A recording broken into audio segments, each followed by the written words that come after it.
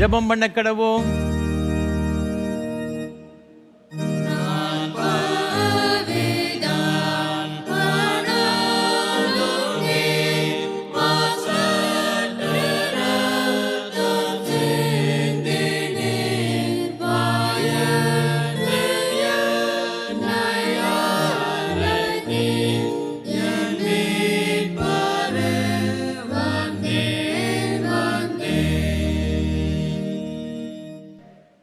ஏற்ற காலத்திலே தேவன் உங்களை உயர்த்தும்படிக்கு அவருடைய பலத்த கரத்தில் அடங்கியிருங்கள். என் வார்த்தைகள் ஒன்றாகிலும் இனி தாமதிப்பதில்லை, நான் சொன்ன வார்த்தை நிறைவேறும். மகா பரிசுத்தமும் அன்பும் கிருபைகளும் நிறைந்த பரலோக பிதாவே, இந்த ஆசீர்வாதமான மனமகிழ்ச்சி நாளின் காலை ஆராதனை வேளைக்காக நன்றி செலுத்துகின்றோம். ஆண்டவர் தாம் எங்கள் மத்தியிலே எழுந்தருளி உம்முடைய பிரசன்னத்தினால் நிறைத்து இந்த ஆராதனை எங்கள் ஒவ்வொருவருக்கும் ஆசீர்வாதமாக இருக்க கிருபை செய்ய வேண்டும் என்று எங்கள் இரட்சகர் இயேசு கிறிஸ்துவின் பரிசுத்த நாமத்தில் ஜெபிக்கிறோம் தூய பிதாவே, ஆமென். ஆராதனைக்கு ஆரம்பமாக ஆண்டவருடைய பரிசுத்த நாமத்துக்கு மகிமை உண்டாக. கீதம் 120 பாமாலை 90 பாடுவோம். 40 நாள் ராப்பகல் வனவாசம் பண்ணினீர். கீதம் 120 பாமாலை 90 பாடுவோம்.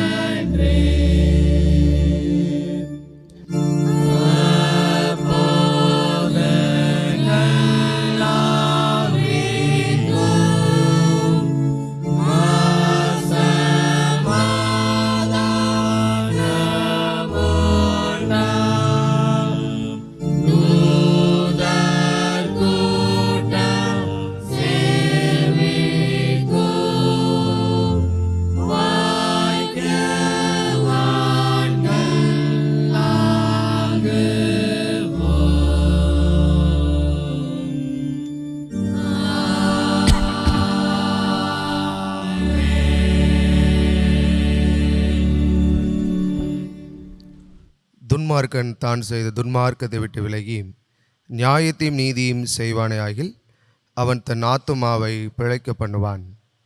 உங்கள் வஸ்திரங்களை அல்ல, உங்கள் இருதயங்களை கிழித்து உங்கள் தேவனாகிய கர்த்தரிடத்தில் திரும்புங்கள். அவர் இரக்கமும் மன உருக்கமும் நீடிய சாந்தமும் மிகுந்த கிருபையும் உள்ளவர். அவர் தீங்குக்கு மனஸ்தாபப்படுகிறவருமாயிருக்கிறார். கர்த்தாவே, என்னை தண்டியும், ஆனாலும் நான் அவமாய் போகாதபடிக்கு உம்முடைய கோபத்தினாலே அல்ல, மட்டாய் தண்டியும். பிரியமான சகோதர சகோதரிகளே, நம்முடைய பரமபிதாவாகிய சர்வ வல்லமையுள்ள தேவனுடைய அளவில்லாத தயவினாலும் இரக்கத்தினாலும் பாவ மன்னிப்பை பெறுவதற்காக நாம் செய்த பலவிதமான பாவங்களையும் அக்கிரமங்களையும் அவர் சந்நிதியில் மாயமாய் மறைத்து கொள்ளாமல் பணிவும் தாழ்மையும் துக்கமும் கீழ்ப்படிதலுமுள்ள இருதயத்தோடைய அறிக்கையிட வேத வசனம் பற்பல வாக்கியங்களில் நம்மை ஏவுகிறது. நாம் எக்காலத்திலும் தேவனுக்கு முன்பாக நம்முடைய பாவங்களை மனத்தாழ்மையாய் அறிக்கையிட வேண்டுவதுமன்றி அவருடைய திருக்கரங்களினாலே நாம் பெற்றுக்கொண்ட மேன்மையான உபகாரங்களுக்காக சோத்திரம் செலுத்தவும் மிகவும் சிறந்த அவருடைய புகழை பிரஸ்தாபம் பண்ணவும் அவருடைய மகா பரிசுத்த வசனத்தை கேட்கவும் நம்முடைய சரீரத்துக்கும் ஆத்மாவுக்கும் தேவையானவைகளுக்காக வேண்டிக் கொள்ளவும் நாம் கூடி வந்திருக்கிற தருணத்தில் பாவங்களை அறிக்கையிடுவது நமது விசேஷித்த கடமையாயிருக்கிறது. ஆகையால் இங்கே இருக்கிற நீங்கள் யாவரும் சுத்த இருதயத்தோடும் தாழ்ந்த சத்தத்தோடும் பரம கிருபாசன தண்டையில் என்னுடனே கூட சேர்ந்து நான் சொல்லுகிற பிரகாரம் சொல்ல உங்களை வேண்டிக் கொள்ளுகிறேன். ஜெபம் பண்ண கடவும். யாவரும் சேர்ந்து பொதுவான பாவரிக்கு ஜெபத்தை எடுப்போம். சர்வ வல்லமையும் இந்த இரக்கமுள்ள பிதாவே, நாடுகளைப் போல நாங்கள் உம்முடைய வழிகளை விட்டு வலிவி அலைந்து போனோம். எங்கள் இருதயத்தின் யோசனைகளுக்கும் விருப்பங்களுக்கும் மிகவும் இணங்கி நடந்தோம். உமது பரிசுத்த கற்பனைகளுக்கு விரோதமாய் குற்றம் செய்தோம். செய்தக்கவலை செய்யாமல் செய்தகாதவளை செய்து வந்தோம். எங்களுக்கு சுகமே இல்லை. ஆனாலும் ஆண்டவரே தேவரீர் எங்கள் கர்த்தராகிய இயேசு கிறிஸ்து மூலமாய் மனதுக்கு அருளி செய்த வாக்குத்தத்தங்களின்படியே நிர்வாகியமுள்ள குற்றவாளிகளாக எங்களுக்கு இறங்கும். தப்பிதங்களை அறிக்கெடுக்கிற எங்கள் மேல் பொறுமையாயிரும். பாவத்தை நிமித்தம் துக்கப்படுகிற எங்களை சீர்படுத்தும். மிகவும் இரக்கமுள்ள பிதாவே, உம்முடைய பரிசுத்த நாமத்துக்கு மகிமை உண்டாகும்படி நாங்கள் இனி தேவ பக்தியும் நீதியும் தெளிந்த புத்தி உள்ளவர்களாக நடந்து வர இயேசு கிறிஸ்துவின் நிமித்தம் எங்களுக்கு கிருபை செய்தருளும். ஆமென். நம்முடைய கர்த்தராகிய இயேசு கிறிஸ்துவின் பிதாவாயிருக்கிற சர்வ வல்லமுள்ள தேவன் பாவியின் மரணத்தை விரும்பாமல் அவன் தன் பாவத்தை விட்டு திரும்பி பிழைப்பதை விரும்பி பாவத்தை நிமித்தம் துக்கப்படுகிற தமது ஜனத்துக்கு பாவ விமோசனத்தையும் மன்னிப்பையும் கூறி அறிவிக்க தம்முடைய பணிவிடைக்காரருக்கு அதிகாரத்தையும் கட்டளை செய்திருக்கிறார். மெய்யாய் மனம் திரும்பி தமது பரிசுத்த சுவிசேஷத்தை உண்மையாய் விசுவாசிக்கிற யாவருக்கும் அவர் பாவங்களை மன்னித்து விமோசனம் செய்கிறார். ஆகையால் கடைசியிலே அவருடைய நித்திய ஆனந்தத்தில் சேரத்தக்கதாக இத்தருணத்தை நாம் செய்கிறவருக்கு பிரியமாயிருக்கவும் இனி உயிரோடு நாளெல்லாம் மாசில்லாமல் பரிசுத்தமுள்ளவராக நடக்கவும் அவர் நமக்கு மெய்யான மனம் திரும்புதலையும் தம்முடைய பரிசுத்தாவை அருளி செய்ய வேண்டும் என்று நமது ஆண்டவர் இயேசு கிறிஸ்து மூலமாய் அவரை வேண்டிக் கொள்ள கடவோம். ஆமென். பரமண்டலங்களில் இருக்கிற எங்கள் பிதாவே, உம்முடைய நாமம் பரிசுத்தப்படுவதாக, உம்முடைய ராஜ்யம் வருவதாக, உம்முடைய சித்தம் பரமண்டலத்தில் செய்யப்படுகிறது போல பூமியிலும் செய்யப்படுவதாக. அன்றாட அப்பத்தை எங்களுக்கு தாரும். எங்களுக்கு விரோதமாய் குற்றம் செய்கிறவர்களுக்கு மன்னிக்கிறது போல எங்கள் குற்றங்களை எங்களுக்கு மன்னியும். எங்களை சோதனைக்குள் பிரவேசிக்க பண்ணாமல் தீமையிலிருந்து ரட்சித்துக் கொள்ளும். ராஜ்யமும் வல்லமையும் மகிமையும் என்னைக்கும் உடையவரே. ஆமென். ஆண்டவரே, எங்கள் உதடுகளை திறந்தருளும்.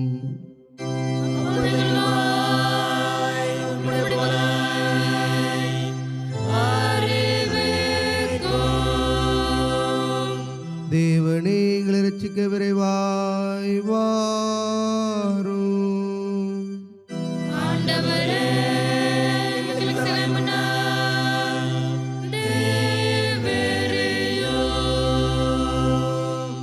பிதாவுக்கும் குமாரனுக்கும் பரிசுத்தாவிக்கும் மகிமை உண்டாவதாக.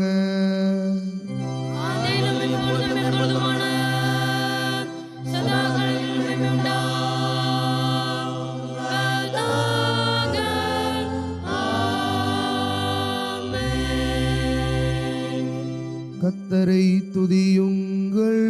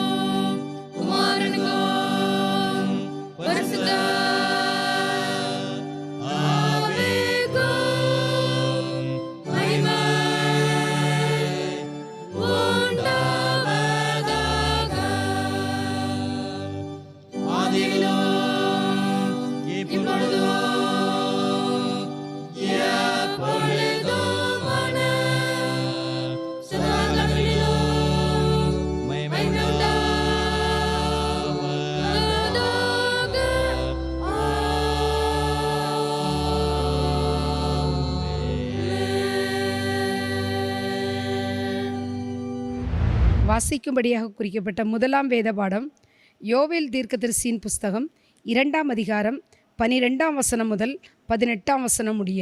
யோவேல் 2:12 முதல். ஆதலால் நீங்கள் இப்பொழுதே உபவாசத்தோடும் அழுகையோடும் புலம்பலோடும் உங்கள் முழு இருதயத்தோடும் என்னிடத்தில் திரும்புங்கள் என்று கர்த்தர் சொல்லுகிறார். நீங்கள் உங்கள் வஸ்திரங்களை அல்ல, உங்கள் இருதயங்களை கிழித்து உங்கள் தேவனாகிய கர்த்தரிடத்தில் திரும்புங்கள். அவர் இரக்கமும் மன உருக்கமும் நீடிய சாந்தமும் மிகுந்த கிருபையும் உள்ளவர். அவர் தீங்குக்கு மனஸ்தாபப்படுகிறவருமாய் இருக்கிறார். ஒருவேளை அவர் திரும்பி மனஸ்தாபப்பட்டு உங்கள் தேவனாகிய கர்த்தருக்கு போஜன பலிகளையும் பான பலிகளையும் செலுத்துவதற்காக ஆசீர்வாதத்தையும் தந்தருளுவார். சீயோனிலே எக்காலம் ஊதுங்கள், பரிசுத்த உபவாச நாளை நியமியுங்கள், விசேஷித்த ஆசரிப்பை கூறுங்கள், ஜனத்தை கூட்டுங்கள், சபையை பரிசுத்தப்படுத்துங்கள், முதியோரை சேருங்கள், பிள்ளைகளையும் பாலுண்கிற குழந்தைகளையும் கூட்டுங்கள். மணவாளன் தன் அறையையும் மணவாட்டி தன் மறைவையும் விட்டு புறப்படுவார்களாக. கர்த்தரின் பணிவிடைக்காரராகிய ஆசாரியர்கள் மண்டபத்துக்கும் பலிபீடத்துக்கும் நடுவே அழுது, கர்த்தாவே, நீர் உமது ஜனத்தை தப்பவிட்டு பிரஜாதிகள் அவர்களை பழிக்கும் நிந்தைக்கு உமது சுதந்திரத்தை ஒப்புக்கொடாதிரும். உங்கள் தேவன் எங்கே என்று பிரஜாதிகளுக்குள்ளே சொல்லப்படுவானேன் என்பார்களாக.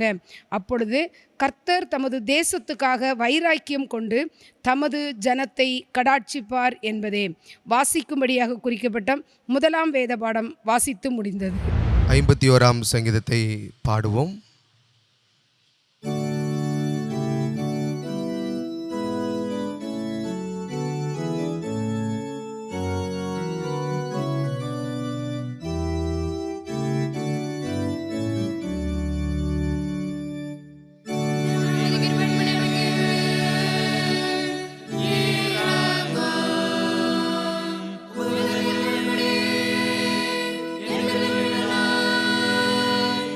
Sote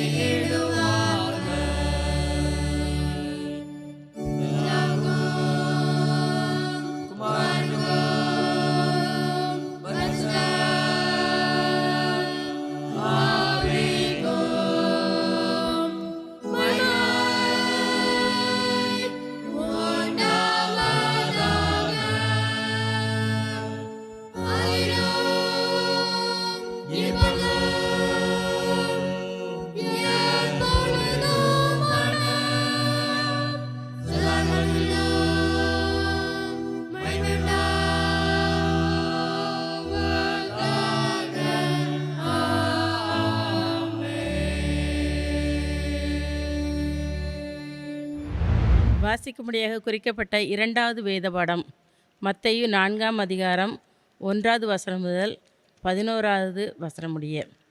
அப்பொழுது இயேசு பிசாசினால் சோதிக்கப்படுவதற்கு ஆவியானவராலே வனாந்திரத்திற்கு கொண்டு போகப்பட்டார். அவர் இரவும் பகலும் 40 நாள் உபவாசமாக இருந்த பின்பு அவருக்கு பசி உண்டாயிற்று. அப்பொழுது சோதனைக்காரன் அவரிடத்தில் வந்து, நீர் தேவனுடைய குமாரனே ஆனால் இந்த கல்லுகள் அப்பங்களாகும்படி சொல்லும் என்றான். அவர் பிரதித்திரமாக, மனுஷன் அப்பத்தினாலும் மாத்திரமல்ல, தேவனுடைய வாயிலிருந்து புறப்படுகிற ஒவ்வொரு வார்த்தையினாலும் பிழைப்பான் என்று எழுதியிருக்கிறதே என்றார். அப்பொழுது பிசாசு அவரை பரிசுத்த நகரத்திற்கு கொண்டு போய் தேவாலயத்து உப்பரிகையின் மேல் அவரை நிறுத்தி, நீர் தேவனுடைய குமாரனே ஆனால் தாழ குதியும், ஏனெனில் தம்முடைய தூதர்களுக்கு உம்மை குறித்து கட்டளையிடுவார். உமது பாதம் கல்லில் இடராதபடிக்கு அவர்கள் உம்மை கைகள் ஏந்தி கொண்டு போவார்கள் என்பதாய் எழுதியிருக்கிறது என்று சொன்னான். அதற்கு இயேசு, உன் தேவனாகிய கர்த்தரை பரீட்சை பாராதிருப்பாயாக என்றும் எழுதியிருக்கிறதே என்றார். மறுபடியும் பிசாசு அவரை மிகவும் உயர்ந்த மலையின் மேல் கொண்டு போய் உலகத்தின் சகல ராஜ்யங்களையும் அவைகளின் மகிமையும் அவருக்கு காண்பித்து, நீர் சாஷ்டாங்கமாய் விழுந்து என்னை பணிந்து கொண்டால் இவைகளையெல்லாம் உமக்கு தருவேன் என்று சொன்னான். அப்பொழுது இயேசு, அப்பாலே போய் சாத்தானே, உன் தேவனாகிய கர்த்தரை பணிந்து கொண்டு அவர் ஒருவருக்கே ஆராதனை செய்வாயாக என்று எழுதியிருக்கிறதே என்றார். அப்பொழுது பிசாசானவன் அவரை விட்டு விலகி போனான். உடனே தேவதூதர்கள் வந்து அவருக்கு பணிவிடை செய்தார்கள் என்பது வாசிக்கும்படியாக குறிக்கப்பட்ட இரண்டாவது வேத பாடம் வாசித்தாயிற்று.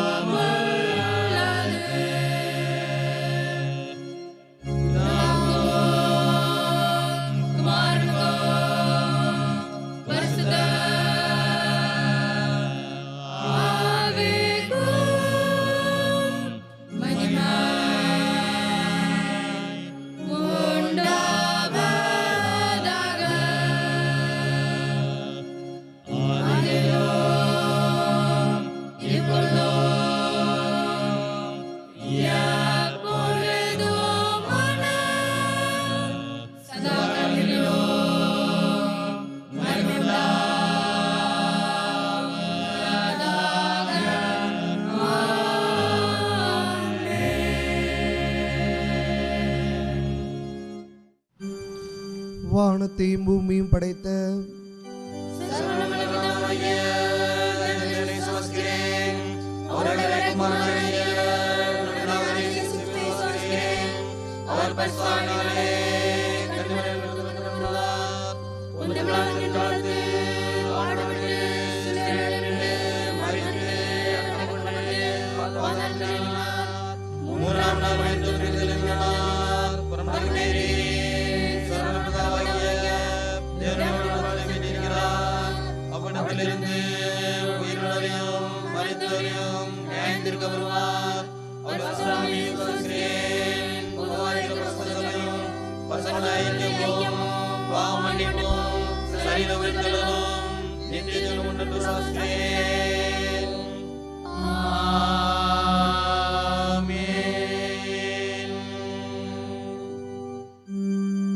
கர்த்தர் இருப்பாராக.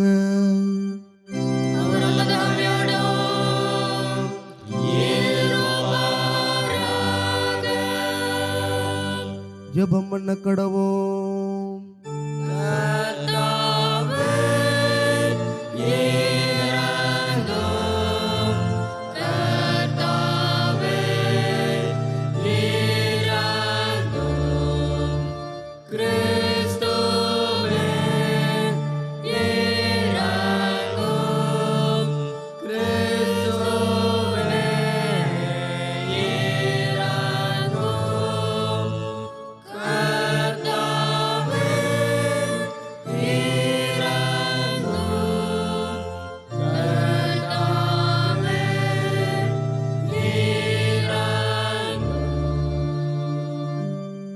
பரமண்டங்களில் இருக்கிற எங்கள் பிதாவே, உம்முடைய நாமம் மகிமைப்படுவதாக, உம்முடைய ராஜ்யம் வருவதாக, உம்முடைய சித்தம் பரமண்டலத்திலே செய்யப்படுவது போல பூமியிலும் செய்யப்படுவதாக. அன்றாட உணவை எங்களுக்கு தாரும். எங்களுக்கு விரோதமாய் குற்றம் செய்தவர்களுக்கு நாங்கள் மன்னிக்கிறது போல எங்கள் குற்றங்களை எங்களுக்கு மன்னியும். எங்களை சோதனைகளில் பிரவேசிக்கப்படாமல் தீமையை விலக்கி கொள்ளும்.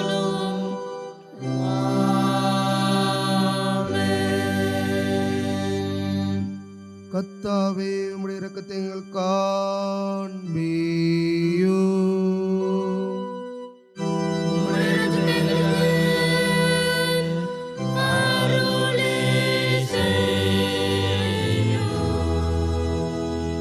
உம்முடைய பணிவுடைக்காரருக்கு நீதியை தருப்பியோ.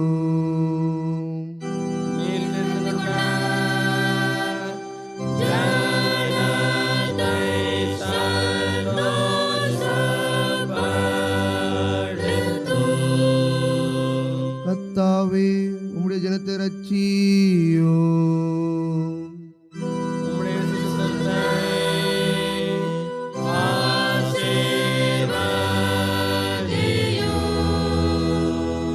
கர்த்தாவே, எங்கள் காலத்து சமாதானத்தை கட்டளையிடு.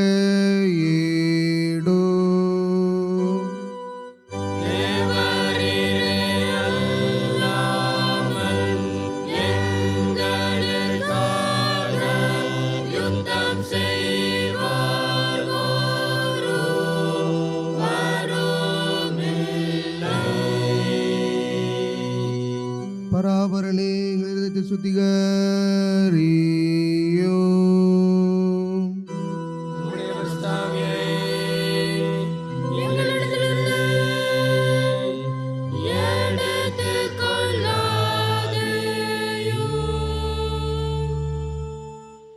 முறைமுறையாக வாசிக்கும்படியாக தெரிந்து கொள்ளப்பட்ட சங்கீதம் 121 சங்கீதம். 121 சங்கீதத்தை முறைமுறையாக வாசிப்போம். எனக்கு ஒத்தாசை வரும் பர்வதங்களுக்கு நேராக என் கண்களை ஏறெடுக்கிறேன். வானத்தையும் பூமியையும் உண்டாக்கின கர்த்தரிடத்திலிருந்து எனக்கு ஒத்தாசை வரும். உன் காலை தள்ளாட ஒட்டார், உன்னை காக்கிறவர் உறங்கார். இஸ்ரவேலை காக்கிறவர் உறங்குவதில்லை, தூங்குவதுமில்லை. கர்த்தர் உன்னை காக்கிறவர். கர்த்தர் உன் வலது பக்கத்திலே உனக்கு நிழலாயிருக்கிறார். பகலிலே வெயிலாகிலும் இரவிலே நிலவாகிலும் உன்னை சேதப்படுத்துவதில்லை. கர்த்தர் உன்னை எல்லா தீங்குக்கும் விலக்கி காப்பார். அவர் உன் ஆத்துமாவை காப்பார். கர்த்தர் உன் போக்கையும் உன் வரத்தையும் இதுமுதற் கொண்டு என்றென்றைக்கும் காப்பார்.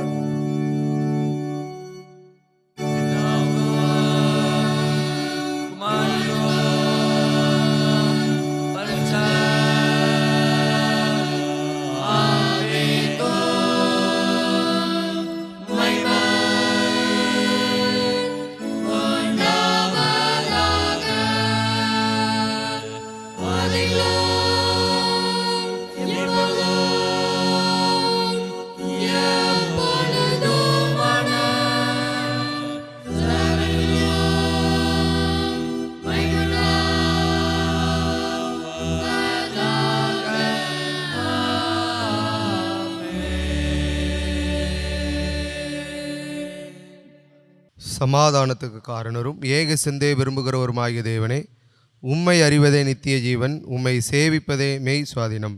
தேவரீரை தஞ்சமாக கொண்டிருக்கிற உமது அடியாராகிய நாங்கள் எந்த விரோதிகளுடைய வல்லமைக்கும் பயப்படாதிருக்கும்படியாக எங்கள் சத்துருக்கள் செய்கிற எல்லா பிரயத்தனங்களிலும் நின்று எங்கள் கர்த்தராகிய இயேசு கிறிஸ்துவின் வல்லமையினால் எங்களை காப்பாற்றி அருளும். சர்வ வல்லமையுள்ள நித்திய தேவனே, இந்நாள் வரையும் எங்களை சுகமாய் நடத்தி வந்த எங்கள் பரமபிதாவாகிய கர்த்தாவே, இந்நாளிலும் அது மிகுந்த வல்லமையால் எங்களை காப்பாற்றி நாங்கள் யாதொரு பாவத்துக்குட்படாமலும் எவ்விதமான மோசத்திலும் அகப்படாமலும் உமது பார்வைக்கு நீதியாயிருக்கிறதை எப்பொழுதும் செய்கிறதற்கு நாங்கள் செய்கிற எல்லாவற்றையும் உடைய ஆளுகையினாலே நடத்தி அருள வேண்டும் என்று எங்கள் கர்த்தராகிய இயேசு கிறிஸ்துவின் மூலமாய் வேண்டிக் கொள்கிறோம். மகாதிசயங்களை செய்கிற சர்வ வல்லமையுள்ள நித்திய தேவனே, எங்கள் பேராயர்கள் மேலும் ஆயர்கள் மேலும் சபை ஊழியர்கள் மேலும் அவர்கள் விசாரணைக்கு ஒப்புவிக்கப்பட்ட எல்லா திருச்சபைகள் மேலும் ஆரோக்கியம் தருகிற உம்முடைய கிருபையுள்ள ஆவியை அனுப்பி அவர்கள் உமக்கு உத்தம பிரியமுள்ளவர்களாய் நடக்கும்படி உமது ஆசீர்வாதமாகிய பணி அவர்கள் மேல் ஓயாமல் பெய்யச் செய்தருளும். கர்த்தாவே, எங்கள் காரியக்கர்த்தரும் மத்தியஸ்தரும் ஆகிய இயேசு கிறிஸ்துவுக்கு மகிமை உண்டாக இதை கட்டளையிட்டருளும். இத்தருணத்தில் ஒருமனப்பட்டு உம்மை நோக்கி எங்கள் பொதுவான விண்ணப்பங்களை செய்ய எங்கள் கிருபை அளித்த சர்வ வல்லமையுள்ள தேவனே, 2 பேராவது 3 பேராவது என் நாமத்தினாலே கூடி வரும்பொழுது அவர்கள் கேட்கிறவர்களை அருளிச் செய்ய வேண்டிய வாக்கரில் இருக்கிறீரேன். கர்த்தாவே, உமது அடியாராகி எங்களுக்கு வேண்டிய நன்மைகள் உண்டாக எங்கள் விருப்பங்களை வேண்டுதலிப்போல நிறைவேற்றி இம்மையிலே உம்முடைய சத்தியத்தை அறிகிற அறிவையும் மறுமையிலே நித்திய ஜீவனையும் எங்களுக்கு கட்டளையிட்டருளும்.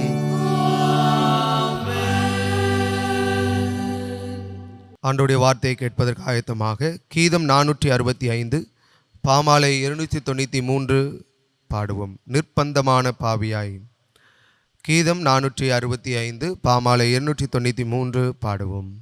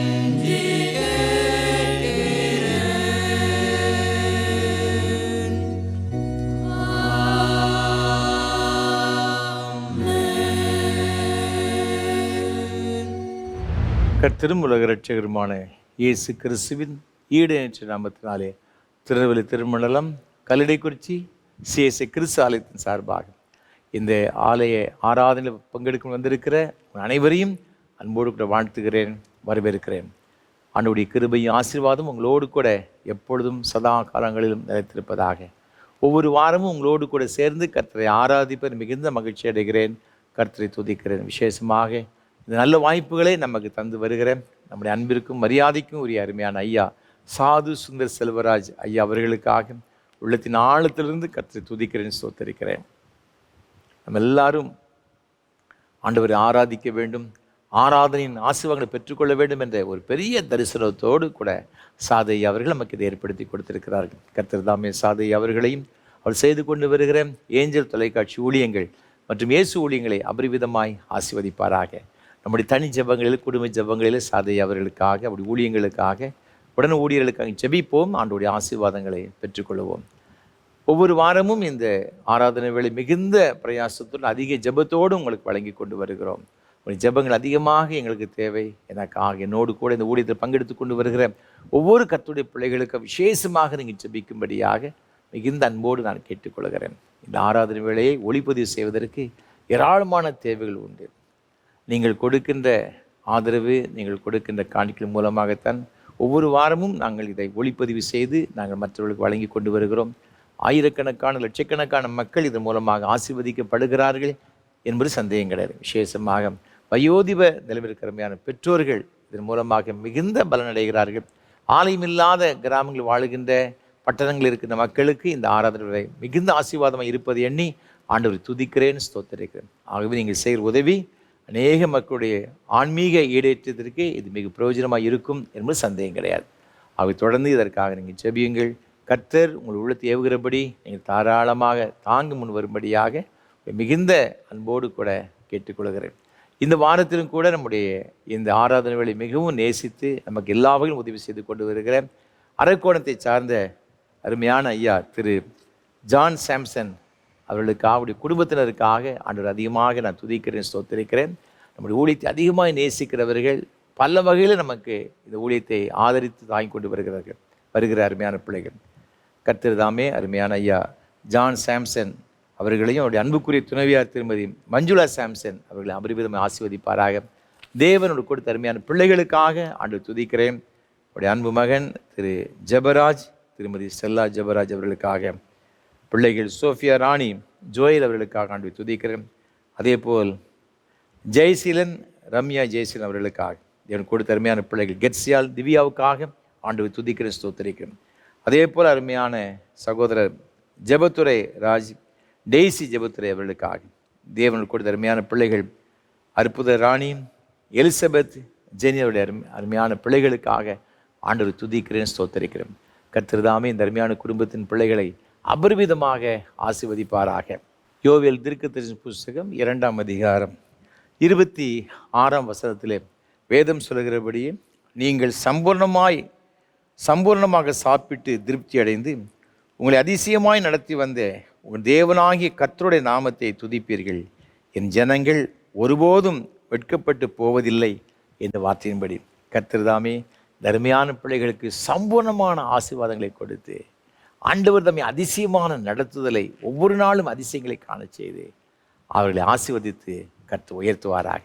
தேவ கிருபை அருமையான குடும்பத்தின் பிள்ளைகள் அனைவரோடும் கூட இருப்பதாக. அருமையான பிள்ளைகளுக்கு கர்த்தர் தம்மை நல்ல சுகத்தையும் பலத்தையும் நீடித்த சுகவாளையும் கொடுத்து வழிநடத்துவாராக. அது மாத்திரமல்ல, இந்த ஊழியங்களுக்காய் பல வகையிலே உதவி செய்கிற உங்கள் எல்லாருக்காகவும் ஆண்டவரை துதிக்கிறேன். உங்கள் அனைவரையும் ஆண்டவர் அபரிவிதமாய் ஆசீர்வதிப்பாராக, உயர்த்துவாராக. தேவ கிருபை நம் அனைவரோடு கூட எப்பொழுதும் நிலைத்திருப்பதாக. ஆமேன். தொடர்ந்து கர்த்தர் நம்மோடு கூட பேசும்படியாக ஒரு நிமிடம் தலைவணங்கி ஜெபம் செய்வோம். நேசிக்கிற நல்ல தகப்பனை உம்முடைய திரு வார்த்தைகளை நாங்கள் கேட்க வந்திருக்கிறோம். எங்களோடு கூட பேசும் ஆண்டவரே, இன்றைக்கு நாங்கள் கேட்கிற உம்முடைய வேத வசனங்கள் எங்களுடைய ஆவி, ஆத்மா, சரீரத்திற்கு மிகவும் பிரயோஜனமாக ஆசீர்வாதமாக இருக்க பரிசுத்த ஆவியானவர் எங்களுக்கு உதவி செய்வீராக. என்னை மறைத்து வெளிப்படும். எங்கள் மீட்பர் இயேசு கிறிஸ்துவின் பரிசுத்த நாமத்தில் ஜெபிக்கிறோம் தூய பிதாவே, ஆமேன். ஆண்டவர் இயேசு கிறிஸ்துவின் நாமத்தினாலே மீண்டும் உங்கள் அனைவரையும் அன்போடு கூட வாழ்த்துகிறேன். ஆண்டவருடைய கிருபையும் ஆசீர்வாதமும் உங்கள் அனைவரோடு கூட எப்பொழுதும் நிலைத்திருப்பதாக. ஆண்டவருடைய பெரிதான கிருபையினாலே இந்த ஆண்டிலும் நாம் இந்த லெந்து காலங்களுக்குள் பிரவேசிக்கும்படியாக தேவன் கிருபை செய்திருக்கிறார். இந்த லெந்து என்று சொன்னால் நம்முடைய திருச்சபையிலே நாம் இந்த நாட்களை தபசு நாட்கள் அல்லது உபவாச நாட்கள், கஸ்தி நாட்கள் என்று அழைக்கிறோம். இந்த லென்ட் என்பதற்கு என்ன பெயர் என்று சொல்லி பார்க்கும்பொழுது ஸ்ப்ரிங் சீசன் என்று சொல்லுவார்கள். அதாவது வசந்த காலம். வசந்த காலம் என்பது ஒரு மரம், செடிகள் இருக்கிறது. அதனுடைய கிளை, அதனுடைய இலைகளெல்லாம் முற்றி பழுப்பாகி கீழே விழுந்த பிறகு மழை பெய்ய ஆரம்பிக்கும். அந்த காலத்தில், அந்த சீசனில் இந்த புதிதாக இலைகளெல்லாம் துளிர்க்க ஆரம்பிக்கும், பூக்கள் பூக்க ஆரம்பிக்கும், பிறகு காய் கனிகளை கொடுக்கும். இந்த இலைகளெல்லாம் துளிர்க்கின்ற, பூக்களெல்லாம் பூக்கின்ற இந்த காலங்களை வசந்த காலங்கள் என்று அழைப்போம், ஸ்ப்ரிங் சீசன். நம்முடைய ஆவிக்குரிய வாழ்க்கையிலும் கூட நம்முடைய காணப்படுகிற ஜென்ம சுவாபங்கள், பாப சுவாபங்கள் எல்லாவற்றையும் களைந்து விட்டு இந்த லெந்து காலங்களிலே ஆவிக்குரிய வாழ்க்கையிலே ஒரு புத்துணர்ச்சியை பெற்றுக்கொள்கிற ஒரு நாட்கள். அதைத்தான் இன்றைக்கு நமது லெந்து காலம் என்று அழைக்கிறோம். ஆவிக்குரிய வாழ்க்கையில் கனிகளை கொடுக்கும்படியாக, ஒரு புதிய ஒரு வாழ்க்கை வாழும்படியாக, புதிய நம்மளுக்கு ஆவிக்குரிய வாழ்க்கை ஒரு பெரிய எழுச்சியை உண்டாக்குகின்ற ஒரு நாட்கள் தான் இந்த நாட்கள். இந்த நாட்களை நாம் உபவாச நாட்கள் என்று அழைக்கின்றோம். உபவாசம் ஆண்டவருக்கு மிகவும் பிரியமான ஒன்று. வேதத்தில் வாசித்து பார்க்கும் பொழுது யோவேல் தீர்க்கதரிசன புத்தகம் 2ஆம் அதிகாரம் 15ஆம் வசனத்தில் இவ்வாறாக சொல்லுகிறது: சீயோனிலே எக்காலம் ஊதுங்கள், பரிசுத்த உபவாச நாளை நியமியுங்கள், விசேஷித்த ஆசரிப்பை கூறுங்கள், ஜனத்தை கூட்டுங்கள், சபையை பரிசுத்தப்படுத்துங்கள், முதியோரை சேருங்கள், பிள்ளைகளையும் பாலுண்கிற குழந்தைகளையும் கூட்டுங்கள், மணவாளன் தன் அறையையும் மணவாட்டி தன் மறைவையும் விட்டு புறப்படுவார்களாக. ஆண்டவரை கர்த்தர் யோவேல் மூலமாக சொல்லுகின்றார், நீங்கள் என்ன செய்ய வேண்டுமா? பரிசுத்த உபவாச நாளை நியமிக்க வேண்டுமா? ஜனங்கள் எல்லாரையும் கூட்டி அந்த நாளை பரிசுத்தப்படுத்துங்கள், எல்லாரையும், சிறியோர் பெரியோர் முதியோர் எல்லாரையும் நீங்கள் அழைக்க வேண்டும் என்பதாக வேதத்தில் சொல்லப்பட்டிருக்கு. அப்போ நாம் இந்த நாட்களிலே அதற்காகத்தான் திருச்சபையில் ஜனங்கள் இன்னுமாக ஆவிக்குரிய வாழ்க்கையில் ஒரு புதிய ஆசீர்வாதத்தை பெற்றுக்கொள்வதற்கு, ஒரு எழுச்சியை பெற்றுக்கொள்வதற்கு நாம் பரிசுத்தப்படுத்தப்பட வேண்டும் என்பது மிக மிக அவசியம். அதற்காகத்தான் இந்த உபவாச நாட்கள். இது நம்முடைய வாழ்க்கையில் ஒரு பெரிய ஒரு ஆசீர்வாதத்தை கொண்டு வருகிறது. 1973ஆம் ஆண்டுகளிலே அமெரிக்க தேசத்தில் அப்பொழுது அதிபராக இருந்த நிக்சன், அவருடைய வெள்ளை மாளிகையிலே ஒரு உயர்ந்த பதவியில் இருந்தவர் தான் ஒரு அருமையான ஒரு நண்பர், சக் கொல்சன் என்று சொல்லப்பட்ட ஒரு மனிதர். இவர் பிரசித்தி பெற்ற ஒரு மனிதர். ஆனால் அந்த காலகட்டத்தில் நடந்த வாட்டர் கேட் என்று சொல்லப்பட்ட ஒரு பயங்கரமான ஊழலிலே இவர் ஈடுபட்டது நிமித்தமாக பயங்கரமான மன அழுத்தம், மன உளைச்சல், நிம்மதியெல்லாம் இழந்து போய்விட்டார். என்ன செய்வது தெரியவில்லை. வெள்ளை மாளிகையில் உயர்ந்த பதவி, ஆனால் எதிர்பாராத விதமாக இந்த ஊழலில் அவர் சிக்கிவிட்டது நிமித்தமாக என்ன நடக்கும் என்று தெரியாது பயங்கரமான வேதனை இருந்து கொண்டிருந்தார். 1973ஆம் ஆண்டு அந்த காலகட்டத்தில் அவருக்கு அவருடைய ஒரு அருமையான நண்பர் டாம் பிலிப்ஸ் அவரை சந்தித்தார். அவர் இவருக்கு அநேக காரியங்களை ஆண்டவரை பற்றி சொல்ல ஆரம்பித்தார். அப்பொழுது எதிர்பாராத விதமாக இவருடைய கரங்களிலே ஒரு அருமையான ஒரு புத்தகம் ஒன்று கிடைத்தது. C.S. லூயிஸ் எழுதின மியர் கிறிஸ்டியானிட்டி என்ற புத்தகம் ஒரு கிடைத்தது. அது ஆண்டவருடைய அன்பை பற்றி, பாவிகளை எவ்வாறு நேசிக்கிறார் என்ற அருமையான புத்தகத்தை அவர் படிக்கும் பொழுது தன் வாழ்க்கையை ஆண்டவருக்கென்று ஒப்பு கொடுத்தார். ஆண்டவரோடு கூட பேச ஆரம்பித்தார். வாழ்க்கையில் ஒரு பெரிய விடுதலையை பெற்றுக்கொள்ள ரட்சிக்கப்பட்டார். 1974ஆம் ஆண்டு தன்னுடைய குற்றத்தை ஒத்துக்கொண்டு சிறைக்கு சென்றார். சிறையில் இருக்கும்போது அவர் சொல்லுகின்றார், சிறை மக்களுக்கு மத்தியிலே ஆண்டவரை பற்றி சொல்ல ஆரம்பித்தார். அந்த நாட்களில் அவர் அதிகமாக உபவாசித்து ஜபிக்க ஆரம்பித்தார். அவர் சொல்கிறாரு, இந்த உபவாசிய வாழ்க்கையில் ஒரு பெரிய பலனை கொண்டு வந்தது. நான் இருக்கின்ற இடம் ஒரு சிறைச்சாலை தான், ஒரு கைதிகள், பயங்கரமான கைதிகள் இருக்கிற ஒரு இடம்தான். ஆனாலும் கூட அந்த இடத்துல நான் தேவ சமூகத்தில் உபவாசித்து ஜபித்த பொழுது என் வாழ்க்கையில் ஒரு பெரிய ஒரு ஆசீர்வாதம், ஒரு புத்துணர்ச்சியை நான் பெற்றுக்கொண்டேன் என்பதாக சொல்லுகிறார். என்னை தேவ சமூகத்தில் தாழ்த்துவதற்கும், ஆவிக்குரிய வாழ்க்கை ஒரு பெரிய வளர்ச்சியை பெற்றுக்கொள்வதற்கும், இன்னும் ஆண்டவரோடு கூட நெருங்கி கிட்டி சேருவதற்கும் இந்த உபவாசம் எனக்கு மிகவும் பிரயோஜனமாக இருந்தது என்பதாக அவர் சொல்லுகின்றார். அது மாத்திரமல்ல, அவர் சொல்லுகின்றார், ஒரு சிறையிலே வாழ்கின்ற மக்களுக்கென்று ஒரு அருமையான ஒரு அமைப்பை அவர் தொடங்கி அவர்களுக்கு மத்தியிலே ஊழியம் செய்து கொண்டு வந்தார். பிற்காலத்தில் சிறந்த பிரசித்தி பெற்ற ஒரு ஊழியக்காரராக ஆண்டவருக்கென்று பணியாற்றினார் என்று நான் செய்தியை வாசித்தேன்.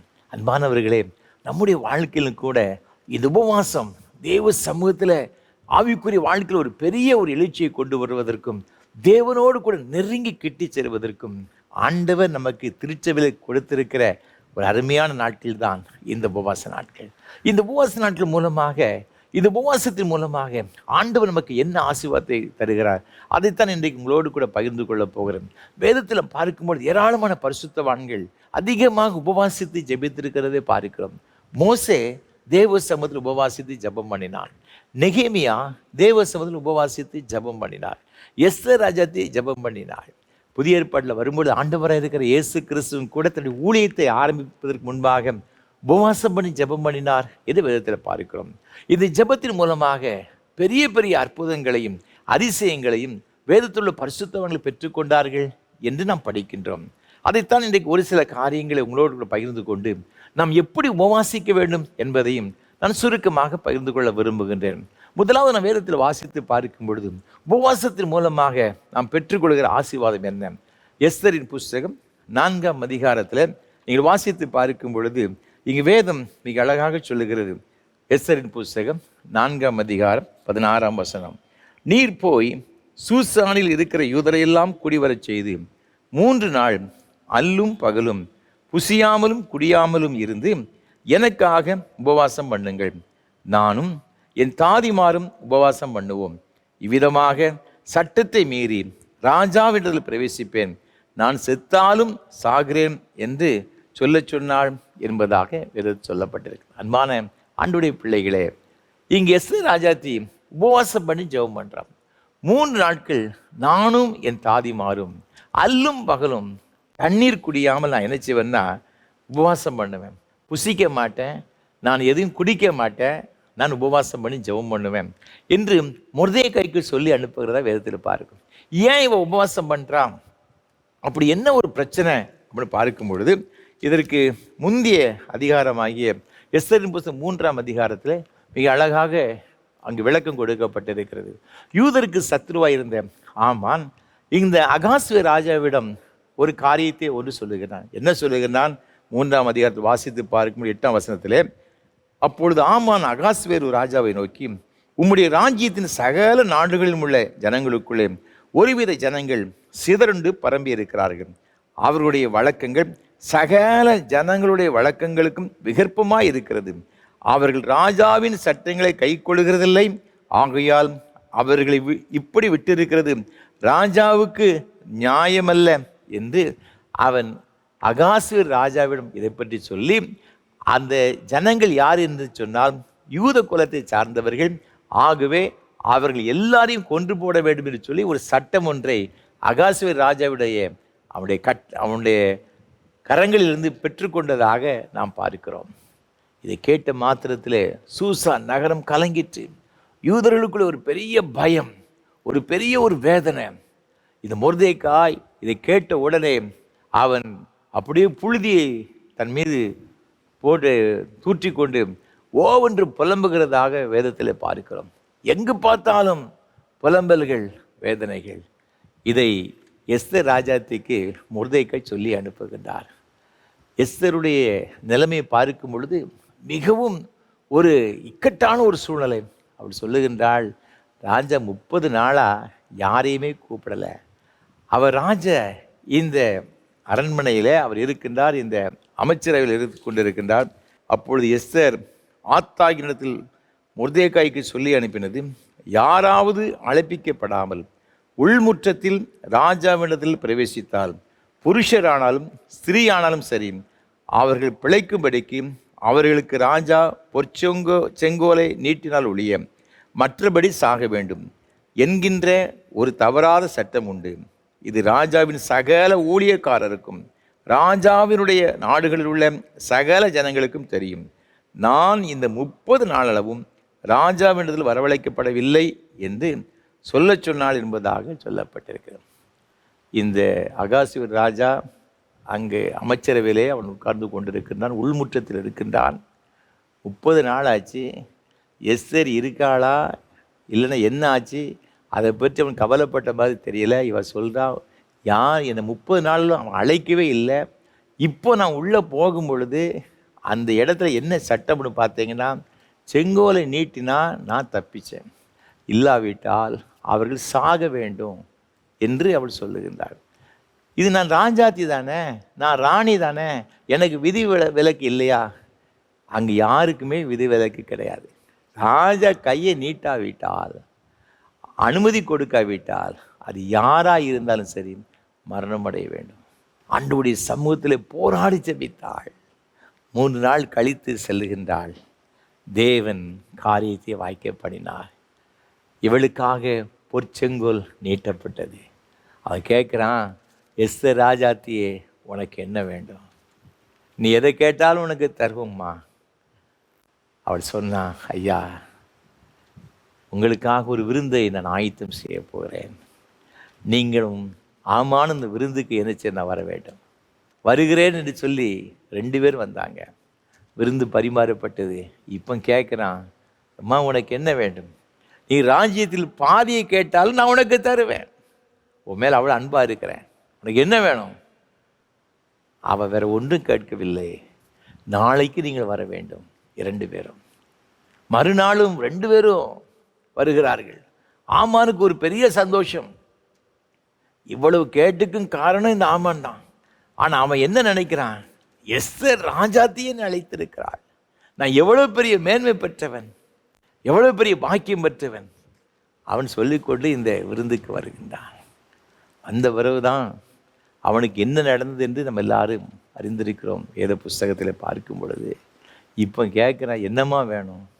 அவர் சொல்கிறா, நீங்கள் எஸ்தரின் புஸ்தகத்திலே நீங்கள் வாசித்து பார்க்கும் பொழுது வேதம் இவ்வாறாக சொல்லுகிறது. 7ஆம் அதிகாரத்தில் 4ஆம் வசனத்தில், எங்களை அழித்து கொன்று நிர்மூலமாக்கும்படி நானும் என் ஜனங்களும் விற்கப்பட்டோம். அடிமைகளாகவும் வெள்ளாட்டிகளாகவும் விற்கப்பட்டு போனாலும் நான் மௌனமாக இருப்பேன். இப்பொழுதோ ராஜாவுக்கு உண்டாகும் நஷ்டத்துக்கு அந்த சத்ரு உத்தரவாதம் பண்ண முடியாது என்றார். அவனுக்கு பயங்கரமாக கோபம் வந்துச்சு. என்ன, நீ அடிமையாக விற்கப்பட்ட கூட கவலைப்பட மாட்டியா? உனக்கு அவ்வளோ பெரிய தீங்கு உனக்கு யார் செய்தது? அவனுக்கு பயங்கர கோபத்தில் கேட்குறான்.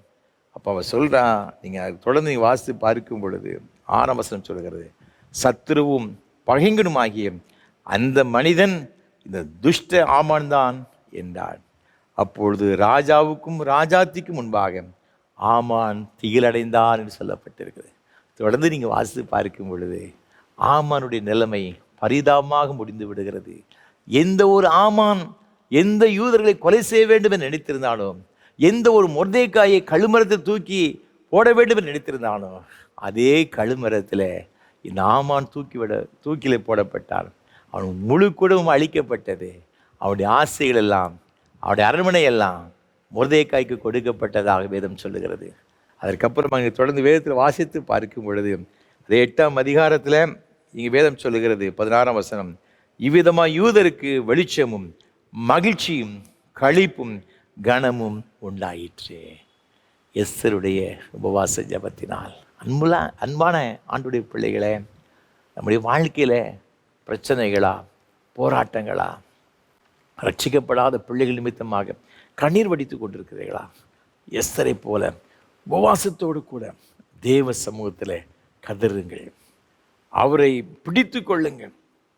நீர் என்னை ஆசீர்வதிக்க வேண்டும் ஆண்டவரே, என் குடும்பத்தில் ரட்சிப்பை கொண்டு வரணும் ஆண்டவரே, எங்களுக்கு எதிராக போராடுகிற சத்துருவின் வல்லமையிலிருந்து எங்கள் குடும்பத்தை ஆண்டவர் ரட்சிக்க வேண்டும் என்று சொல்லி நீங்கள் ஜெபிக்கும் பொழுது தேவன் பெரிய ரட்சிப்பை நம்முடைய வாழ்க்கையில் கொடுப்பதற்கு போதுமானவராக இருக்கிறார். அது மாத்திரமல்ல, வேறு என்ன ஒரு ஆசீர்வாதம். நீங்கள் நெகேமியாவின் புஸ்தகத்தில் வாசித்து பார்க்கும் பொழுது 1ஆம் அதிகாரத்தில் 3ஆம் வசனம் சொல்லுகிறது, அதற்கு அவர்கள் சிறையிருப்பில் மீந்திருக்கிறவர்கள் அந்த தேசத்தில் மகா தீங்கையும் நிந்தையையும் அனுபவிக்கிறார்கள். எருசலேமின் அரங்கம் இடிப்பட்டதும் அதன் வாசல்கள் அக்கினியால் சுட்டரிக்கப்பட்டதுமாய் கிடக்கிறது என்றார்கள்.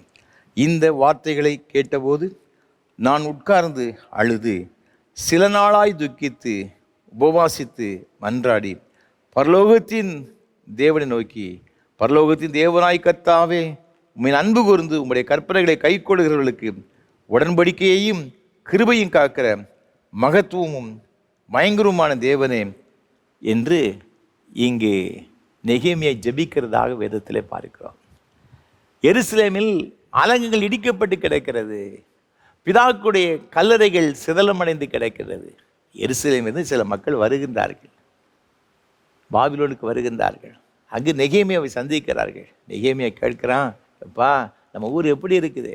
அவங்க சொல்கிறாங்க, அதை ஏன்பா கேட்குற? அங்கே கொஞ்சம் பேர் தான் இருக்கிறாங்க, மற்ற எல்லாரும் இங்கே பாபிலோன் தேசத்துக்கு சிறைப்பிடித்து கொண்டு வந்து விட்டார்கள். கொஞ்சம் பேர் அங்கே இருக்கிறாங்க. அவன் சொல்கிறான், நம்முடைய ஜனங்கள் மகா தீங்கை அனுபவித்து கொண்டிருக்கிறார்கள். தீங்கு மாத்திரம் இல்லைப்பா, அவமானம், நிந்தைகள், வேதனைகள் தாங்க முடியலை. அலங்கங்கள் இடிக்கப்பட்டு விட்டது. எல்லாரும் வந்தவன் போனவெல்லாம் உள்ள வரான், யாரும் எதுவும் செய்ய முடியவில்லை, மண்மேடாய் கிடக்கிறது. இதை கேட்ட உடனே அவனுக்கு இருதயம் உடைந்து போனது. சில நாளாய் அழுது துக்கித்து அவன் உபவாசம் பண்ணி ஜெபம் பண்ணினான் என்று வேதத்தில் சொல்லப்பட்டிருக்கிறது. தானியேல் தீர்க்கதரிசி புஸ்தகத்தை வாசித்து பார்க்கும் 9ஆம் அதிகாரத்தில் தானியேல் தீர்க்கதரிசி ஜெபம் பண்ணுறான். 3ஆம் வசனத்தில் நீங்கள் வாசித்து பார்க்கும் பொழுது அவன் சொல்கிறான், நான் உபவாசம் பண்ணி ரெட்டிலும் சாம்பலும் உட்கார்ந்து தேவனாகி ஆண்டவரை ஜெபத்தினாலும் விண்ணப்பங்களினாலும் தேட என் முகத்தை அவருக்கு நேராக்கி என் தேவனாகிய கர்த்தரை நோக்கி ஜெபம் பண்ணி பாவ அறிக்கை செய்து, ஆண்டவரே, உண்மையில் அன்பு கூர்ந்து உடைய கற்பனைகளை கைக்கொள்ளுவர்களுக்கு உடன்படிக்கையும் கிருபையும் காக்கிற மகத்துவம் பயங்கரமான தேவனே, நாங்கள் பாவம் செய்த அக்கிரமக்காரராக இருந்து துன்மார்க்கமாய் நடந்து கலகம் பண்ணி உடைய கற்பனைகளையும் உடைய நியாயங்களை விட்டு அகன்று போனோம் என்று சொல்லி அவருடைய பாவத்தெல்லாம் அறிக்கை பண்ணி அவன் ஜெபிக்கிறதாக வேதம் சொல்லுகிறது. ஐயா, நாங்களெல்லாம் உம்முடைய பிள்ளைகள் அல்லவா? உங்கள் நாமும் உமது ஜனங்களுக்கு தரிப்பிக்கப்பட்டிருக்கிறதே, இரக்கம் செய்ய மாட்டீரா? ஜெபம் பண்ணும் பொழுது கட்டளை வெளிப்பட்டதாக சொல்லப்பட்டிருக்கிறது. இந்த நெகேமியா ஜெபம் பண்ணுறான், ஆண்டவரே, என் ஜனங்கள், என் தகப்பன், எங்களுடைய பிதாக்கள் அவ்வளவு பயங்கரமான காரியங்களை உமக்கு விரோதமாக செய்தார்கள் ஐயா. அதனுடைய விளைவு தான் இந்த சிறையிருப்பு. இப்போ சொந்த தேசம் இடிக்கப்பட்டிருக்கிறது, சிதலமடைந்திருக்கிறது. கண்ணீரோடு கூட ஜெபம் பண்ணுறான். அவன் பானபாத்திரக்காரனாக இருக்கிறான். ராஜா சமூகத்தில் வந்த பொழுது ராஜா அவனை பார்த்து கேட்குற, ஏன்பா உன் முகம் துக்கமாக இருக்கிறது? நீங்கள் தொடர்ந்து இந்த 2ஆம் அதிகாரம் முழுவது வாசித்து பார்க்கும் பொழுது அவன் சொல்கிறான், என் பிதாக்கள் இருந்த அந்த பட்டணம் இப்படி மண்மேடாக இருக்கும் பொழுது நான் எப்படி நிம்மதியாக இருக்க முடியும்? அந்த ராஜாத்தையும் அந்த ராஜாவும் சொல்கிறாங்க, அப்படி என்றால் நீ சென்று வர எத்தனை காலங்கள் ஆகும்? இவன் சொல்கிறான், இத்தனை காலங்கள் ஆகும், நீ போயிட்டு வா. அது மாத்திரமல்ல, எங்கெங்கே இவனுக்கு உதவி வேண்டுமோ எல்லா உதவிகளையும் ஆண்டவர் செய்யும்படியாக, இந்த ராஜா செய்யும்படியாக இவருடைய கண்களில் தயவு கிடைக்க பண்ணினார். அதற்கான கடிதங்களை கொடுத்து அனுப்புகிறதாக வேதத்தில் பார்க்கிறோம். அடைக்கப்பட்ட வாசல்கள் திறக்கப்படுகிறது. இழந்து போன நன்மைகளை அவன் மீண்டும் பெற்றுக்கொள்ளும்படியாக ஆண்டவர் கிருபை செய்தார். இந்த நெகேமியாவுடைய ஜெபத்தை கேட்டு, அன்பான ஆண்டவருடைய பிள்ளைகளே, ஒருவேளை உங்களுடைய வாழ்க்கையில் பல காரியத்தின் மீது நஷ்டப்பட்டு இருக்கலாம். நம்முடைய தொழிலில், குடும்பத்தில் ஏதோ ஒரு இழப்பு, ஏதோ ஒரு நஷ்டம், ஏதோ ஒரு காரியம் ஒரு உள்ளத்தை துக்கப்படுத்தி கொண்டு இருக்கலாம், வேதனைப்படுத்தி கொண்டு இருக்கலாம். ஐயோ, என்ன செய்ய, வாழ்வதை விட சாவுதான் மேலிட்டு சொல்லி ஒருவேளை எண்ணிக்கொண்டு இருக்கலாம். அன்பானவர்களே, நமக்கு வாழ்வை கொடுப்பதற்கு, ஒரு புதிய நம்பிக்கை கொடுப்பதற்கு இயேசு இருக்கிறார். நமது இரட்சகர் இருக்கிறார், நம்முடைய மீட்பர் இருக்கிறார். அதனால தான் அவருக்கு இரட்சகர் என்று பெயர், மீட்பு என்று பெயர். எந்த ஒரு விளையான சேற்றில் நாம் இருந்தாலும் கூட, எவ்வளோ பெரிய ஒரு இக்கட்டான ஒரு நிலைமையில் நாம் இருந்தாலும் கூட, அதிலிருந்து தூக்கி எடுத்து நிறுத்துவதற்கு நீங்களும் நானும் ஆராதிக்கிற ஆண்டவர் வல்லமை புரிந்தவராக இருக்கிறார், போதுமானவராக இருக்கிறார். இந்த நெகேமியுடைய ஜெபத்தை கேட்டு இவன் கேட்கலைங்க, ராஜாவே கேட்குறான், ஏன்பா உன் முகம் துக்கமாக இருக்கிறது? எவ்வளோ சொல்லி பார்க்குறான், உன் மனசில் ஏதோ ஒன்று இருக்குது, அதனால தான் இவ்வளோ துக்கம். ஆண்டோடைய கரம் அந்த ராஜாவின் மீது இருந்தது. இன்றைக்கும் உங்களுடைய வாழ்க்கையில் ஒரு அற்புதத்தை நீங்கள் எதிர்பார்த்து கொண்டிருக்கலாம். யார் மூலமாக இந்த காரியம் நடக்க வேண்டும் என்று நீங்கள் எதிர்பார்த்தீர்களோ அந்த காரியம் நடப்பதற்காக கர்த்தருடைய கரம் உங்கள் மீது அமரும், சந்தேகமே கிடையாது. நம்ம தேவ சமூகத்தில் உபவாசித்து ஜெபிக்கும் பொழுது நிச்சயமாய் கர்த்தருடைய பலத்த கரம் நம்முடைய வாழ்க்கையில் அற்புதங்களை செய்யும் என்பதில் எந்த விதமான சந்தேகம் கிடையாது. ஏனென்றால் நீங்கள் வேதத்தில் வாசித்து பார்க்கும் பொழுது 1 நாளாகமம் புஸ்தகம் 29ஆம் அதிகாரத்தில் வேதம் இவ்வாறாக சொல்லுகிறது. சங்கீதக்காரனாகிய தாவீது ராஜா சொல்லுகின்றான் 12ஆம் வசனத்தில், ஐஸ்வர்யமும் கனமும் உம்மாலே வருகிறது, தேவரீர் எல்லாவற்றையும் ஆளுகிறவர், உம்முடைய கரத்திலே சத்துவமும் வல்லமையும் உண்டு, எவரையும் மேன்மைப்படுத்தவும் பலப்படுத்தவும் உம்முடைய கரத்தினால் ஆகும். ஆண்டவருடைய கரத்திற்கு ஒரு வல்லமை இருக்குதுங்க. அவருடைய கரத்தில் சத்துவம் இருக்குது. எவரையும் மேன்மைப்படுத்தவும் பலப்படுத்தவும் அவரால் கூடும். நீங்கள் எந்த ஒரு இக்கட்டுகளை மாட்டி நிந்திக்கப்பட்டு அவமானப்பட்டு அவ்வளவுதான் முடிந்து போனது என்று நினைத்து கொண்டிருக்கிறீர்களோ, அந்த இடத்திலிருந்து உங்களை தூக்கி எடுத்து நிறுத்துவதற்கு, மேன்மைப்படுத்துவதற்கு கர்த்தர் போதுமானவராக இருக்கிறார். செய்ய வேண்டிய ஒரே ஒரு காரியம் என்ன தெரியுமா? தேவ சமூகத்தில் நாம் உபவாசித்து ஜெபிக்கணுங்க. நம்ம ஜெபம் இல்லாமல் எந்த ஒரு ஆசீர்வாதத்தை பெற்றுக்கொள்ள முடியாது. 3ஆவதாக நம்ம எதற்காக தேவ சமூகத்தில் உபவாசித்து ஜெபிக்கணும்? யாத்திரையாம் புஸ்தகத்தில் வாசித்து பார்க்கும் பொழுது 24ஆம் அதிகாரத்தில் 18ஆம் வசனம் இவ்வாறாக சொல்லுகிறது. மோசே மேகத்தின் நடுவிலே பிரவேசித்து மலையின் மேல் ஏறி இரவும் பகலும் 40 நாள் மலையில் இருந்தான் என்று சொல்லப்பட்டிருக்கிறது.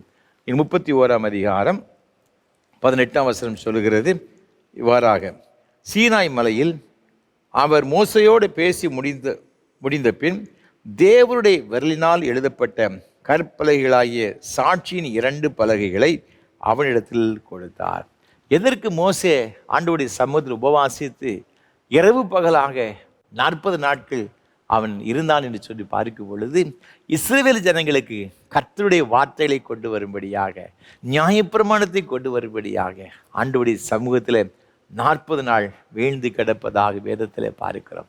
அன்பான ஆண்டவருடைய பிள்ளைகளே, நம்முடைய வாழ்க்கையில கர்த்தருடைய வார்த்தையை பெற்றுக்கொள்வதற்கு நமக்கு இந்த உபவாச ஜெபம் அவசியம். நாம் சில வேளைகளில் நம்முடைய குடும்பத்தின் சில காரியங்களாக இருக்கலாம், பிள்ளைகளுடைய காரியமாக இருக்கலாம், தொழிலாக இருக்கலாம், ஏதோ ஒரு காரியத்திற்கு என்ன முடிவெடுப்பது என்று தெரியாமல் நாம் உழன்று கொண்டிருக்கிற வேளையில் அதுக்கு என்ன வழின்னு பார்த்தீங்கன்னா, கர்த்தர் மாத்திரம்தான் நமக்கு சரியான ஒரு கைடன்ஸ் என்ன செய்ய முடியும்னா கொடுக்க முடியும். பார்த்துருக்கேன். அவர் சொன்னார், நான் உனக்கு போதித்து நீ நடக்க வேண்டிய வழியை நான் உனக்கு காட்டுவேன், உன் மீது என் கண்களை வைத்து நான் உனக்கு என்ன செய்வேன்னா ஆலோசனை சொல்லுவேன் அப்படின்ட்டு ஆண்டவர் சொல்லியிருக்கிறேன். அப்போ ஆண்டவர் நம்ம நடக்க வேண்டிய வழியை நமக்கு காண்பிக்கணும். அப்படி பார்த்தீங்கன்னா ஆண்டோடைய வார்த்தை நமக்கு என்ன செய்யணும்னா வேணும். பார்த்துக்கிடுங்க, ஆண்டோடைய வார்த்தை நமக்கு வரும் பொழுது நம்ம சரியான பாதையில் என்ன செய்ய முடியும், செல்ல முடியும். அதில் சந்தேகமே கிடையாது. இஸ்ரவேல் ஜனங்களுக்கு இது சரியான பாதையில் அவர் நடந்து செல்வதற்கு, ஆண்டவருடைய வார்த்தையின்படி நடப்பதற்கு, ஆண்டவருடைய ஆசீர்வாதங்களை பெற்றுக்கொள்வதற்கு, ஆண்டவருடைய கற்பனைப்படி நடப்பது மிக மிக அவசியம். அதற்காகத்தான் இந்த வேத வசனத்தை, நியாயப்பிரமாணத்தை ஆண்டவருடைய கருத்தில் அவன் கொண்டு வந்ததாக பார்க்கிறோம். இன்றைக்கு நம்முடைய வாழ்க்கையில் அந்தந்த சூழ்நிலையில் ஆண்டவருடைய ஆலோசனை தேவைப்பட வேண்டும் என்று சொன்னால் நாம் தேவ சமூகத்தில் நினைச்சேன்னா காத்து கிடக்கணும். பார்த்துக்கிடுங்க, உபவாசித்து ஜெபிக்கும்போது சில சிக்கலான ஒரு பிரச்சனைக்கு மத்தியில் என்ன செய்வதுன்னு தெரியாத ஒரு சூழ்நிலையில் நாம் உபவாசித்து ஜெபிக்கும் பொழுது தேவன் சரியாக வழி நடத்துகிறார்.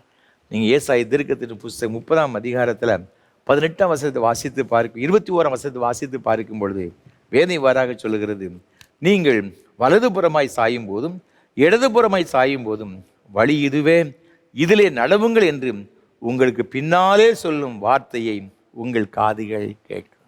எவ்வளோ ஒரு ஆசீர்வாதமான ஒரு வேதவசனம் பாருங்க.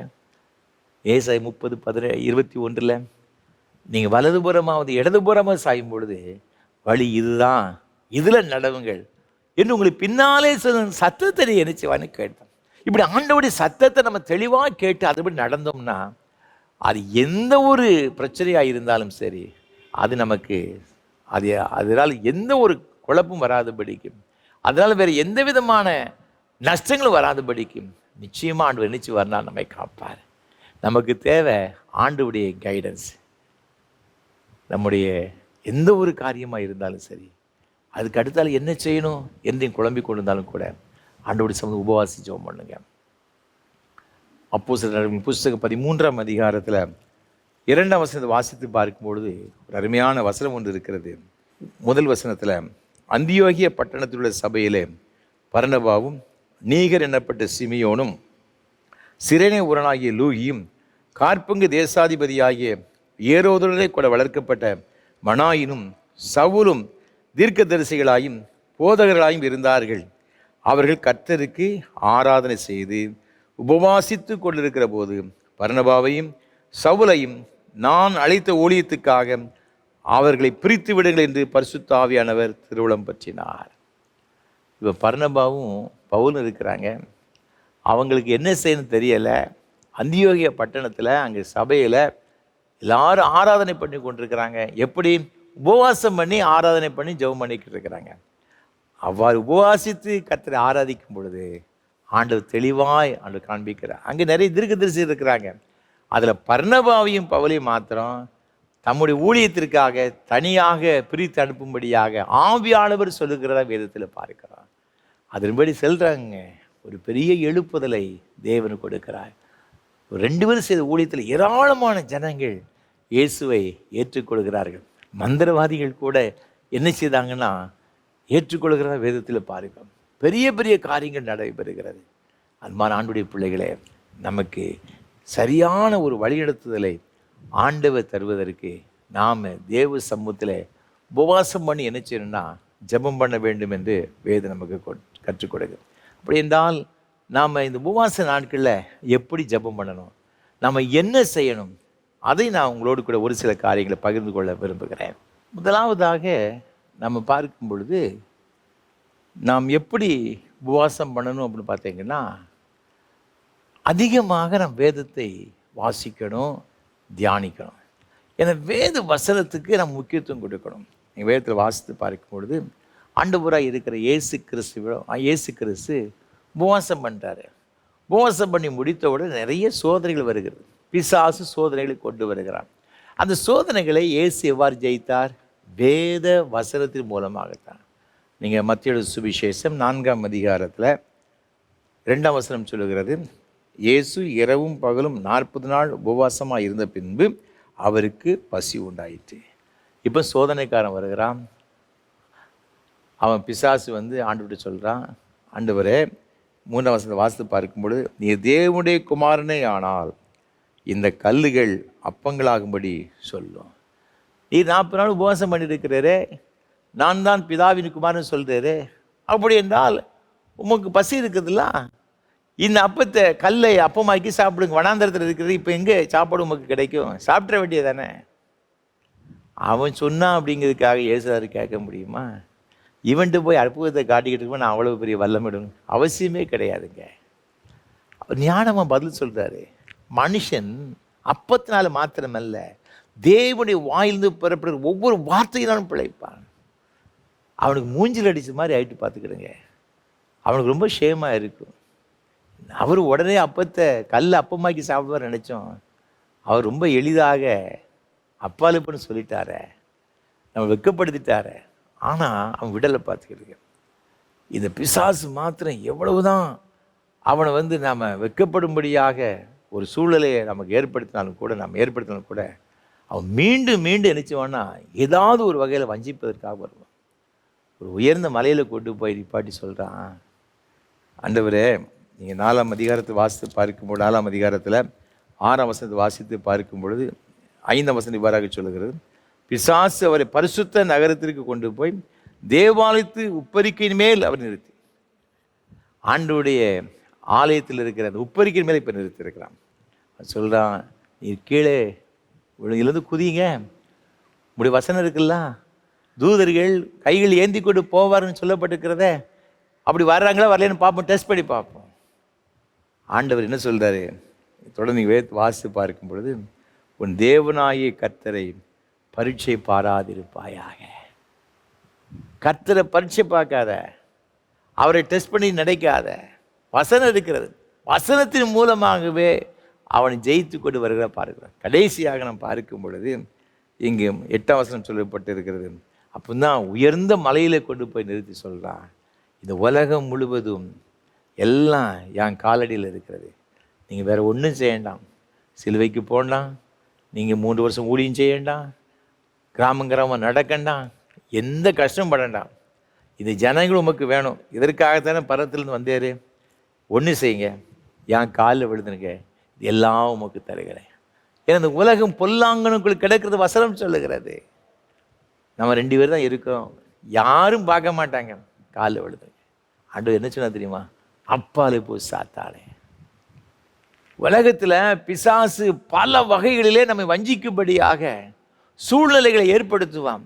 வெகு எளிதாக நம்ம சில ஆசீர்வாதத்தை பெற்றுக்கொள்வதற்கு ரொம்ப கஷ்டப்பட்டு கொண்டிருப்போம். அவன் சொல்லுவான், எளிதான சில மெத்தடை கொண்டு வருவான். இதை நீ செய்தால் போதும்பா, யாருக்கு தெரியும் நீ இந்த காரியத்தை செய்தா? யாரும் பார்க்க போகிறாங்க? ஒருத்தரும் பார்க்க மாட்டாங்க. பிசாசு அப்படி தான் சொல்லுவான், பார்த்துக்கிடுங்க. ஆனால் இயேசுநாதர் பாருங்க, எவ்வளவு அழகாக இது பிசாசை ஜெயிக்கிறார். அவர் ஒருவருக்கு தான் நீ ஆராதனை பண்ணணும், வேறு யாரும் ஆராதிக்கக்கூடாது. உன்னை ஆராதனை பண்ணுவதற்காக நான் வந்திருக்கிறேன்.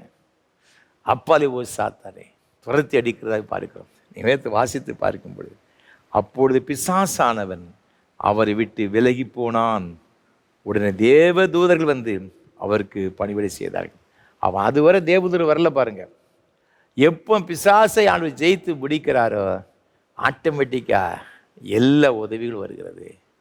தேவதூதர் வந்து அவருக்கு பணிவிடை செய்கிறதாக வேதத்திலே பார்க்கிறோம். அன்பான பிள்ளைகளே, ஆண்டவர் உங்களுக்காக எனக்காக தூதர்கள் வைத்திருக்கிறாருங்க. தூதர் எல்லா உதவிகளையும் செய்வாங்க. அதற்கு முன்பாக நாம் என்ன செய்யணும் தெரியுமா?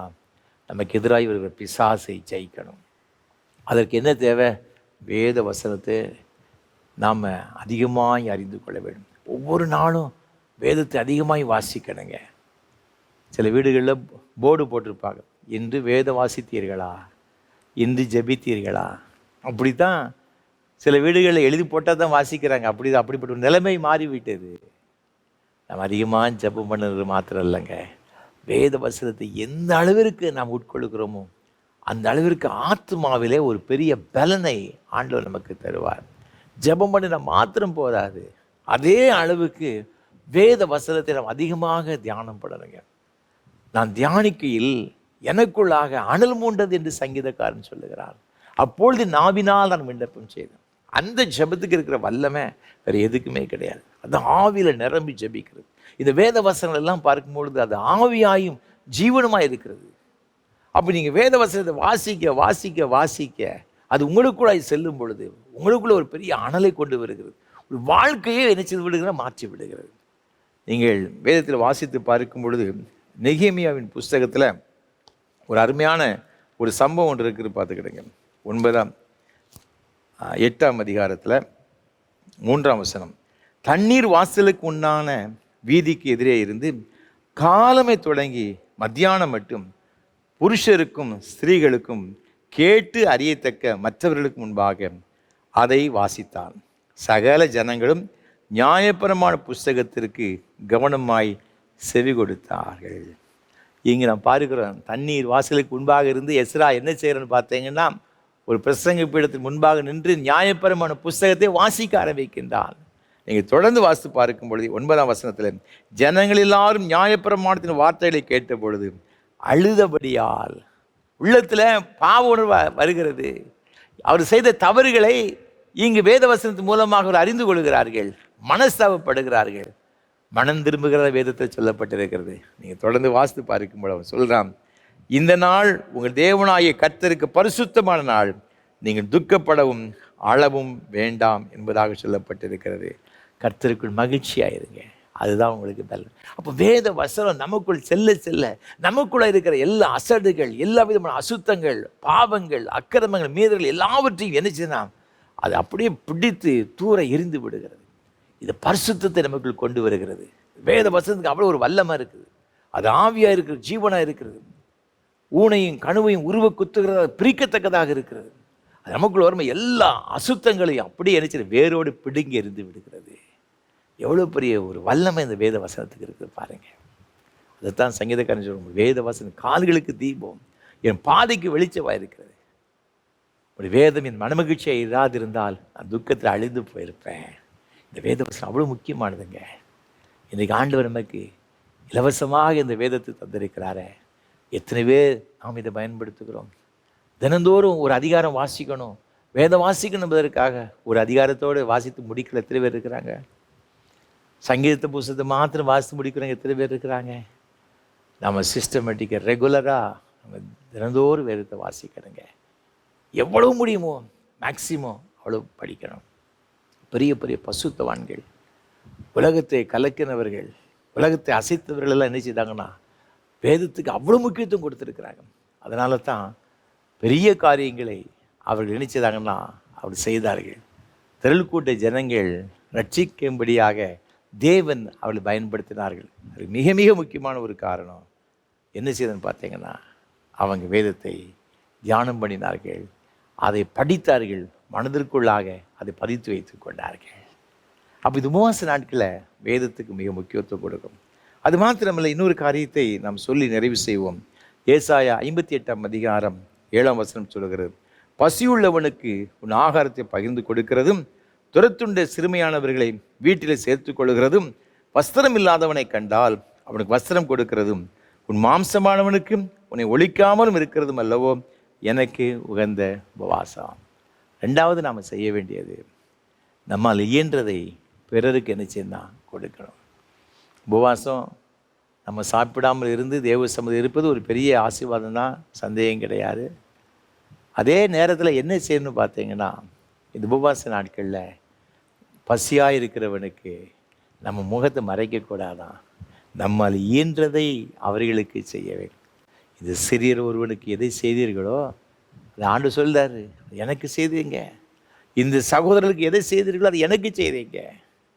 அப்போ நம்ம சுற்றிலும் இருக்கிற ஏராளமான மக்கள் இருக்கிறாங்க, தேவையுள்ள மக்கள் இருக்கிறாங்க. அவர்களுக்கு இந்த ஒரு தேவையை சந்திக்கும்படியாக நம்மால் இயன்றதை நாம் செய்யணும். அது மாத்திரமல்ல, சரீர உணவுக்காக கஷ்டப்படுகிற மக்களுக்கு அதை தேவையை சந்திக்கணும்.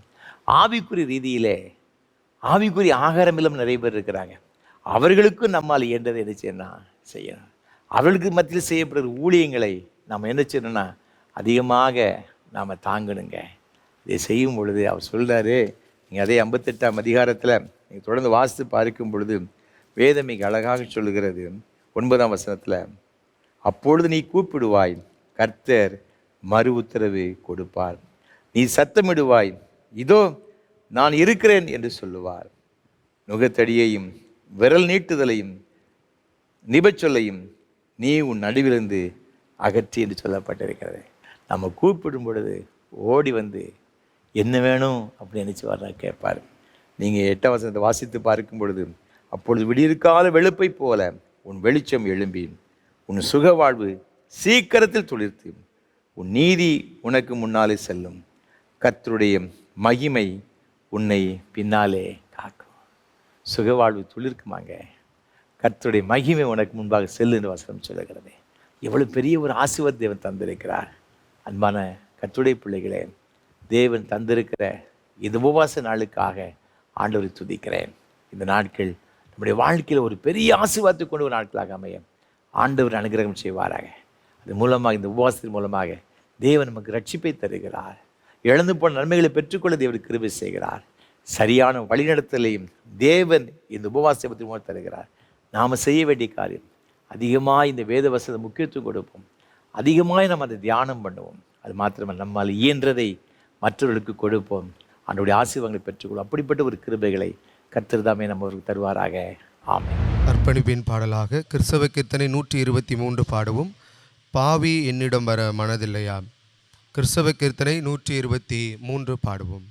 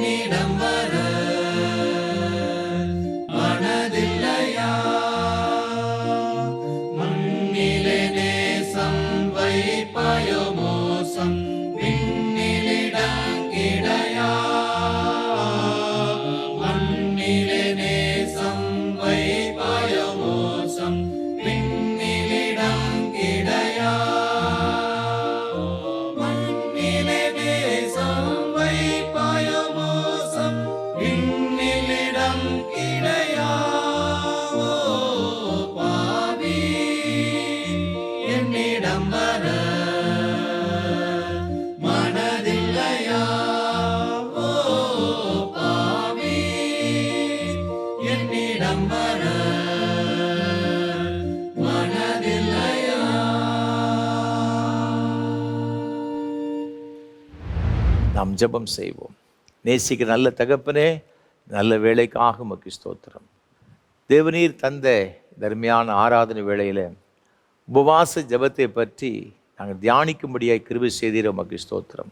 இந்த லெந்து காலங்களிலே நாங்கள் அதிகமாக உங்களுடைய சமூகத்தில் கிட்டி சேரவும், நாங்கள் உபவாசித்து ஜெபித்து உடைய மேன்மையான ஆசீர்வாதங்களை பெற்றுக்கொள்ளவும் கிருபை தருவீராக. உபவாச ஜெபத்தின் மூலமாக எஸ்தர் ராஜாத்தி ஆண்டவரே தன்னுடைய குலத்துக்கு எதிராக இருந்த அந்த பெரிய கட்டளையை மாற்றி விடும்படியான அற்புதமான ஆண்டவரை காரியங்களை செய்தீர் என்று நாங்கள் வேதத்தில் பார்க்கிறோம் ஐயா. எந்த ஒரு சத்துரு ஆண்டவரே தன்னை மேற்கொள்ளும்படி வந்தானோ அதே சத்துருவை மேற்கொள்ள தேவன் பெரிய காரியங்களை செய்தீரே, அதற்காக உமக்கு ஸ்தோத்திரம் ஐயா. இழந்து போன நன்மைகளை இஸ்ரவேல் மக்கள் மீண்டும் பெற்றுக்கொள்ளும்படியாக நெகேமியாவுடைய ஜெபத்தை கேட்டு உம்முடைய அற்புதமான கரம் அவன் மீது அமர்ந்ததப்பா. ராஜாவுடைய கண்களிலே தயவு கிடைக்க பண்ணினீரே, அதற்காக கோடி ஸ்தோத்திரம் ஐயா. உடைய சமூகத்தில் நான் காத்திருக்கும் பொழுது ஆண்டவரே நாங்கள் வழி எதுன்னு தெரியாமல் திகைத்து கொண்டிருக்கிற வேளையில் உம்முடைய வேத வசனத்தின் மூலமாக சரியான பாதையிலே நடத்தி கொண்டு வருகிறேன். அதற்காக கோடி ஸ்தோத்திரம் ஐயா.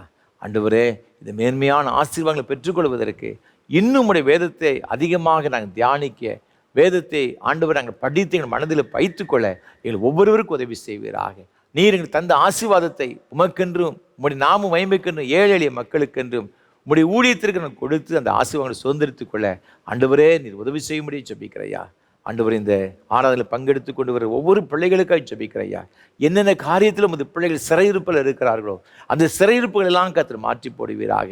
எந்தெந்த காரியங்களை ரட்சிப்பு வேண்டும் என்று விரும்புகிறார்களோ, ஒரு விடுதலை வேண்டும் என்று விரும்புகிறார்களோ, கர்த்தர் உமது பிள்ளைகளுடைய வாழ்க்கையில் ஒரு அற்புதமான ஒரு விடுதலை, ஒரு மீட்பை நீங்கள் கொடுத்து ஆசீர்வதிப்பீராக.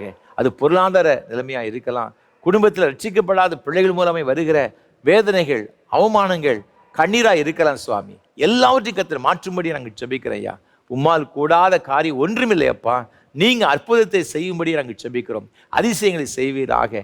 குடும்பத்தில் காணப்படுகிற கசப்பு உணர்வுகள் இயேசு கிறிஸ்துவின் நாமத்தினால் முற்றிலுமாய் மாறும்படி ஜெபிக்கிறோம். பிரிந்திருக்கிற குடும்பங்கள் எல்லாம் ஒன்று சேர ஆண்டவரே நீர் உதவி செய்யும்படி ஜெபிக்கிறோம்.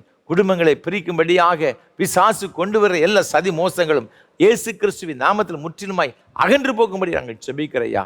ஆண்டவரை குடும்பத்தை கட்டி எழுப்பும்படியாக யோசுவாவின் குடும்பத்தை போல கர்த்தர் மாற்றும்படி நாங்கள் ஜெபிக்கிறையா. தொழில் செய்கிற பிள்ளைகளுக்காக, வியாபாரங்கள் செய்கிற பிள்ளைகளுக்காக, மற்றும் பிள்ளைகள் என்னென்ன வேலைகள் செய்கிறார்கள் எல்லாவற்றுடைய ஆசீர்வாதம் நிறைவாய் தங்கியிருக்கட்டும் ஐயா. தொழிலில் ஏற்பட்ட நஷ்டங்கள் எல்லாம் இயேசுவின் நாமத்தினால் முற்றிலுமாய் மாறுவதாக. உடைய பிள்ளையுடைய கையில் பிரயாசத்தில் ஒரு ஆசீர்வாதத்தை கட்டளையிடும்படி நாங்கள் ஜெபிக்கிறையா.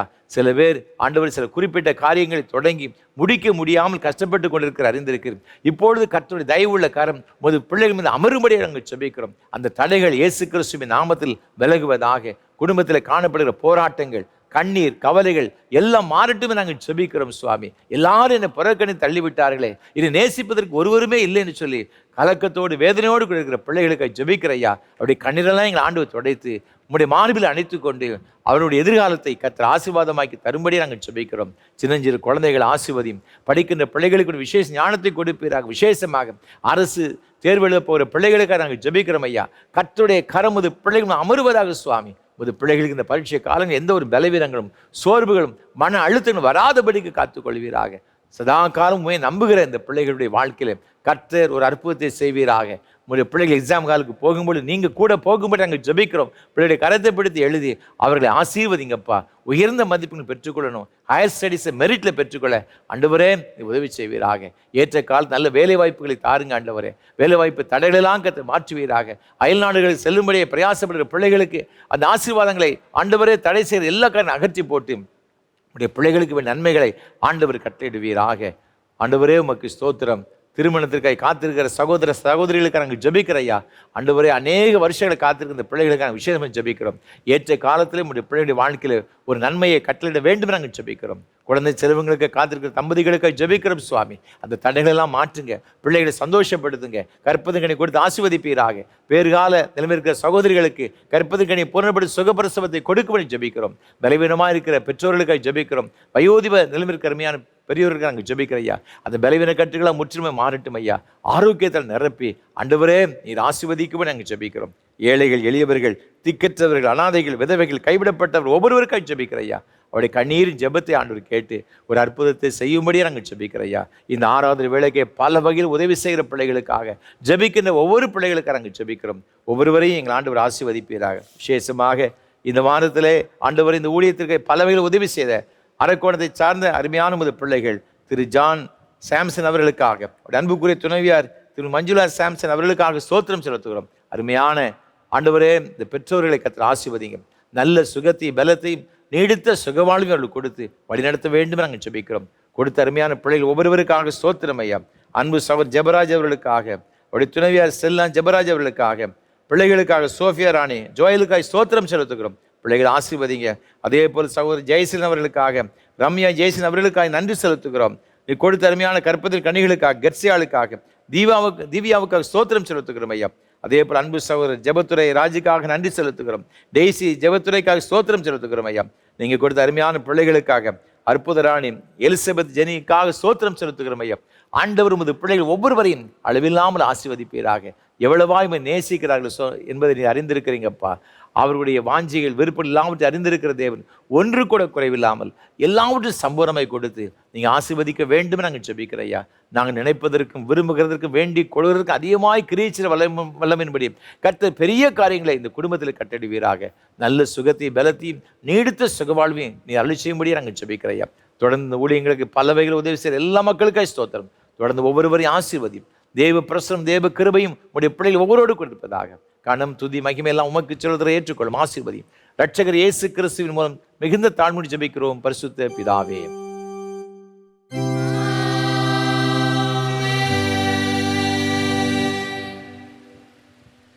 தேவனுடைய இரக்கமுள்ள கிருபைக்கும் பராமரிப்புக்கும் ஒப்புவிக்கிறோம். கர்த்தர் உங்களை ஆசீர்வதித்து காக்கடவர். கர்த்தர் தம்முடைய முகத்தை உங்களுக்கு பிரகாசிக்க பண்ணி உங்கள் மேல் கிருபை இருக்க கடவர். கர்த்தர் தம்முடைய முகத்தை உங்களுக்கு பிரசன்னமாக்கி இப்பொழுதும் எப்பொழுதும் உங்களுக்கு சமாதான சந்தோஷம் நீடிய சுகம் வாழ்வு கட்டளையிட கடவர்.